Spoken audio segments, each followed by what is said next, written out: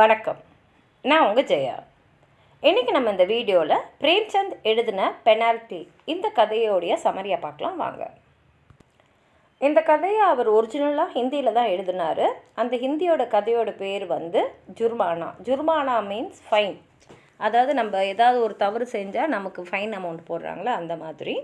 இந்த கதையில் அலாரக்கின்ற ஒரு தெரு பெருக்கிறவங்களுடைய ஒரு நாள் வாழ்க்கையை தான் நம்ம பார்க்குறோம்.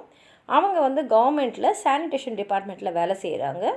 தெரு பெருக்கிட்டு அன்றாட கூலி வாங்குறவங்க தான் அவங்க. அதை சேர்த்து வச்சு மாதம் மாதம் தருவாங்க. இந்த கதையோட தீம் என்னன்னு பார்த்தீங்கன்னா, unfair treatment, celebrating the lives of workers, guilt and happiness. முக்கியமான கதாபாத்திரங்கள் பார்த்திங்கன்னா, முன்ஷி கைரத் அலி. இவர் இந்த கதையில் வர இன்ஸ்பெக்டர். அதாவது இந்த தெரு பெருக்கிறவங்களுடைய மேற்பார்வையாளர். அலாரக்கி, இவங்களுடைய வாழ்க்கையை தான் நம்ம பார்க்க போகிறோம். ஹுசைனி அலாரக்கியோடைய கணவர், அலாரக்கியோட குழந்தை. இப்போ அலாரக்கியை பார்த்திங்கன்னா அந்த கதை முழுக்க ஒரு குழப்பமான மனநிலையே இருக்காங்க. ஏன்னா அவங்க இது வரைக்கும் அவங்களோட சம்பளத்தை முழுசாக அவங்க வாங்கினதே இல்லை. அதுவும் பார்த்திங்கன்னா அவங்க எதுக்காவது ஒரு விஷயத்துக்கு தினமுமே அவங்களுடைய முதலாளி கையில் மாட்டிக்கிட்டே இருப்பாங்க. அதனால் மாதம் மாதம் அவங்களுக்கு ஃபைனுன்ற பேரில் அவங்க சம்பளத்துலேருந்து கொஞ்சம் பிடிச்சிக்கிட்டு மிச்சத்தை தான் தருவாங்க. அவங்க ஒரு குழந்தைக்கு அம்மா, ரொம்ப கஷ்டப்பட்டு வேலை செய்கிறவங்க. ஏன்னா அவ்வளோ கஷ்டப்பட்டால் தான் அவங்களால அவங்க குடும்பத்தையே நடத்த முடியும். இப்போ முன்ஷி கைரத் அலிகான்ன்றவங்க தான் இவங்களுடைய மேற்பார்வையாளர். அவர் கீழே நூற்றுக்கணக்கான தெருப்பு இருக்கிற பெண்கள் இருக்காங்க. இவர் ஒரு நல்ல மனசுக்காரர் தான். எல்லாத்தையும் யோசித்து செய்யக்கூடியவர் தான். அவங்க சம்பளத்துலலாம் சாதாரணமாக கை வைக்கக்கூடியவர் இல்லை. திட்டுவார். ஆனால் அவங்க தப்பு செய்யும் போது ஃபைனும் அவங்களுக்கு இருக்கும். அதுலேயும் அலாரக்கியை பார்த்திங்கன்னா அடிக்கடி அவர்கிட்ட திட்டம் வாங்குவாங்க, பனிஷ்மெண்ட்டும் வாங்குவார். அதே சமயத்தில் நிறைய ஃபைனும் அவங்களுக்கு அடிக்கடி விடும். அலாரக்கி வேலைக்கு சுடுக்கிறவங்களே கிடையாது, நல்லா வேலை செய்யக்கூடியவங்க தான்.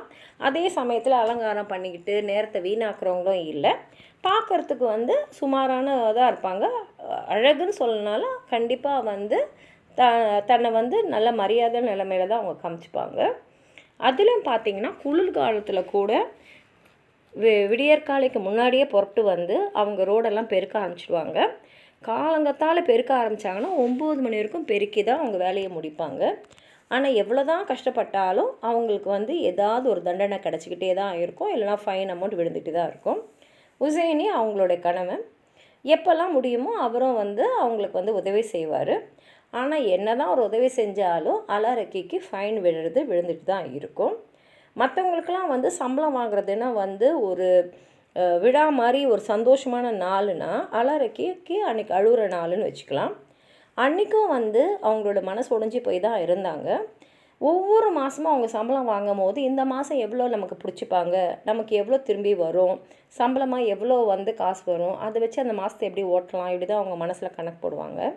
எப்படி குழந்தைங்களாம் பரீட்சை முடிஞ்ச உடனே அந்த ரிசல்ட் வரதுக்காக காத்துட்டுருக்காங்களோ, அதே மாதிரி இவங்களும் இன்னைக்கு என் பேரை அவங்க புக்கில் எழுதியிருக்காங்க, அப்போ எனக்கு இவ்வளோ பணம் பிடிக்கிறதுக்கு வாய்ப்பு இருக்குது, அப்போ என் கையில் எவ்வளோ வரும்னு சொல்லிட்டு அவங்க நிறைய வாட்டி மனக்கணக்கு போட்டுக்கிட்டே தான் அவங்க சம்பளம் வாங்க போவாங்க.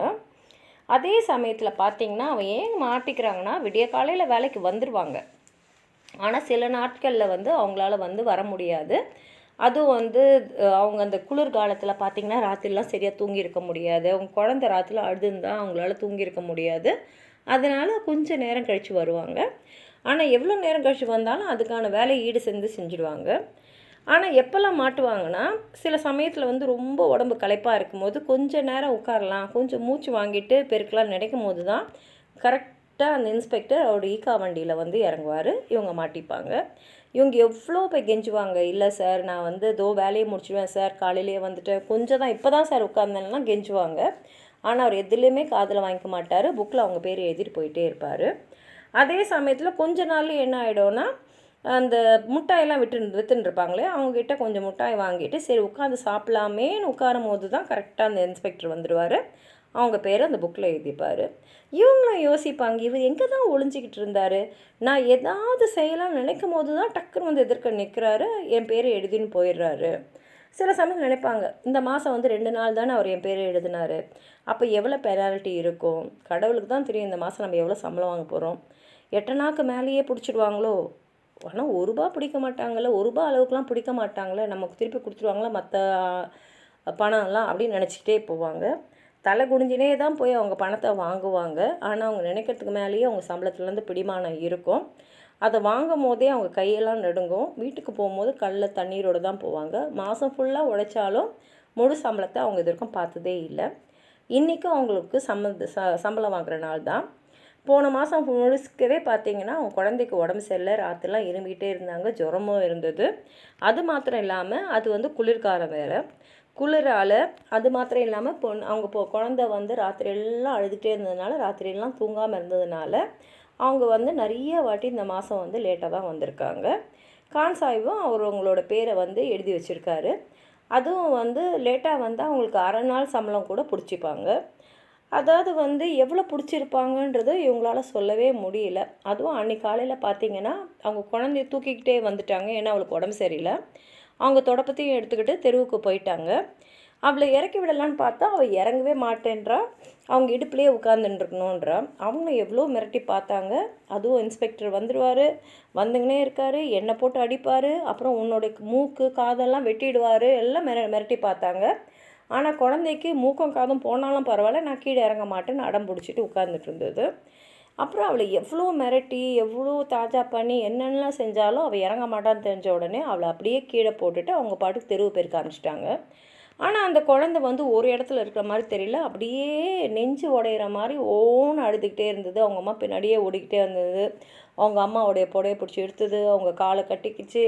அதுக்கப்புறம் வந்து தரையிலெல்லாம் புரண்டுன்னு ஓன்னு அழுதுகிட்டே இருந்தது. அலாரக்கையால் பொறுத்துக்கவே முடியல. வாயை மூடுறியான்னு சொல்லிட்டு தொடப்பத்தாலே வந்து அடிக்க வந்துட்டாங்க. இப்போ நீ வாயை முடியலன்னா நான் உன்னை தொடப்பத்தாலே அடிச்சிடுவேன், அவ்வளோதான், உன்னை முடிஞ்சிடும் உன் கதைன்னு சொல்லிவிட்டு ஒரு கெட்ட வார்த்தையை சொல்லி இன்ஸ்பெக்டர் இப்போ வந்துங்கன்னே இருக்க போகிறார், எந்த நிமிஷம் ஒன்றா வரலான்னு சொல்லி மூடலை. பார்த்தா அவங்க எதிர்க்கையே கைரத் அலிகான் வந்து அவரோட பைசைக்கிள்லேருந்து இறங்கின்னு இருக்காரு. அவங்களுக்கு அப்படியே மூஞ்செல்லாம் வெளுத்து போச்சு. அப்படியே இதயமே துடிச்சு வெளியில் வந்துடும் போல் இருக்குது.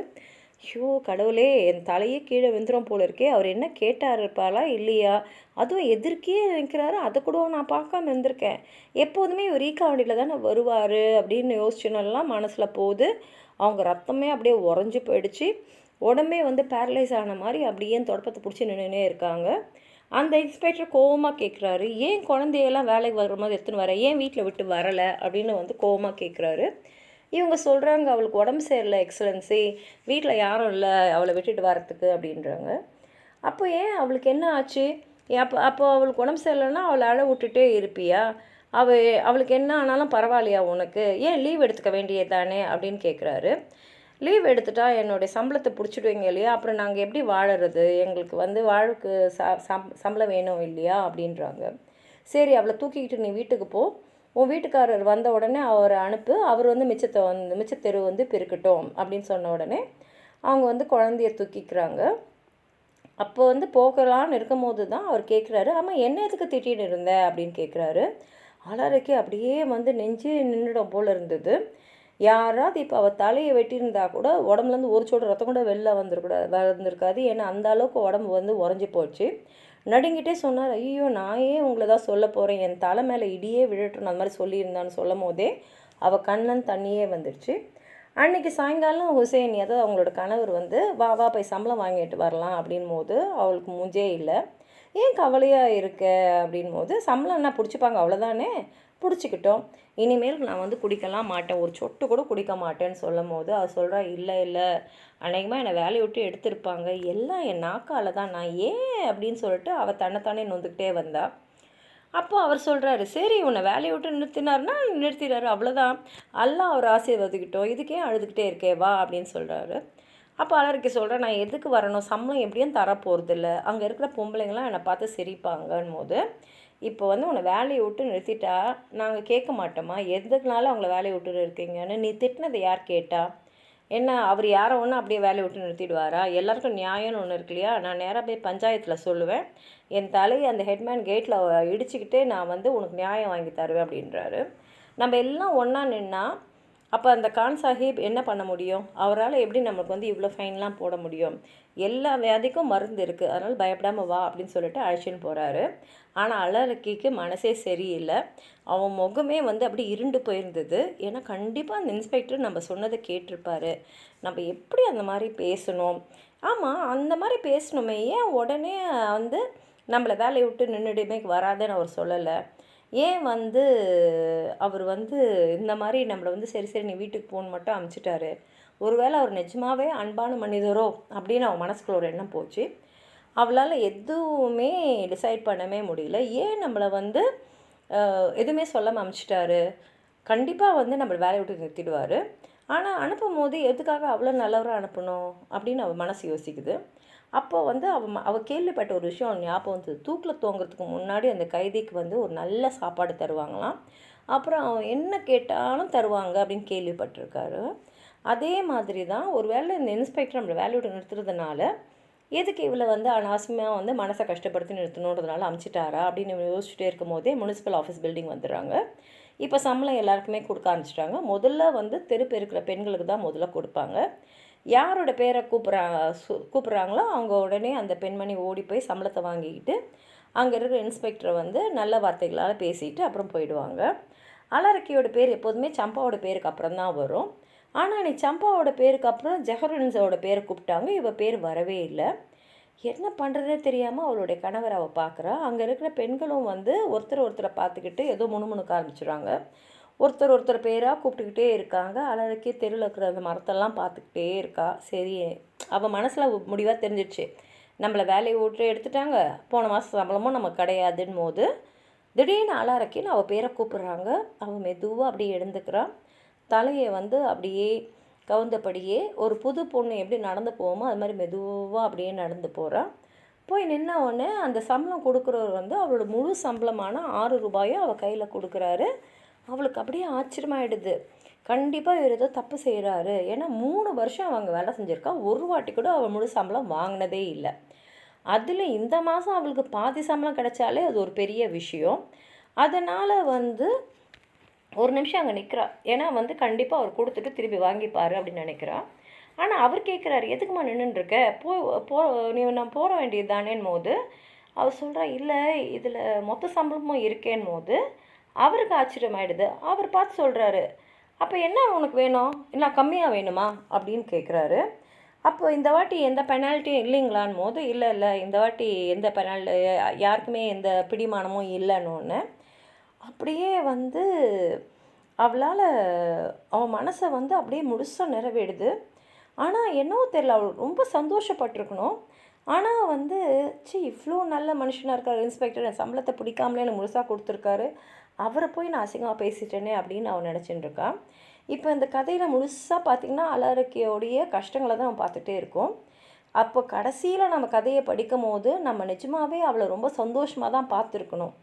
ஆனால் என்ன ஆயிடுச்சுன்னா, நம்ம தவறான ஒரு வார்த்தையை பேசிட்டோமே, இவ்வளோ நல்ல மனுஷனை பற்றி பேசிட்டோமே அப்படின்ற எண்ணம் வந்து அவளை கில்ட்டியாக ஃபீல் பண்ண வச்சு அவளுக்கு அந்த சந்தோஷத்தையே முழுமையாக தராத மாதிரி தான் இந்த கதையை அவர் முடிச்சிருக்காரு. ரொம்ப அருமையான எளிமையான ஒரு கதை. உங்களுக்கு எதாவது சொல்லணும்னு நினச்சிங்கன்னா கீழே இருக்கிற கமெண்ட் பாக்ஸில் எழுதுங்க. இந்த வீடியோவை லைக் பண்ணுங்கள், உங்கள் ஃப்ரெண்ட்ஸோடு ஷேர் பண்ணுங்கள். சப்ஸ்கிரைப் பண்ணாதவங்களாம் ப்ளீஸ் சப்ஸ்கிரைப் பண்ணி சப்போர்ட் பண்ணுங்கள். நன்றி.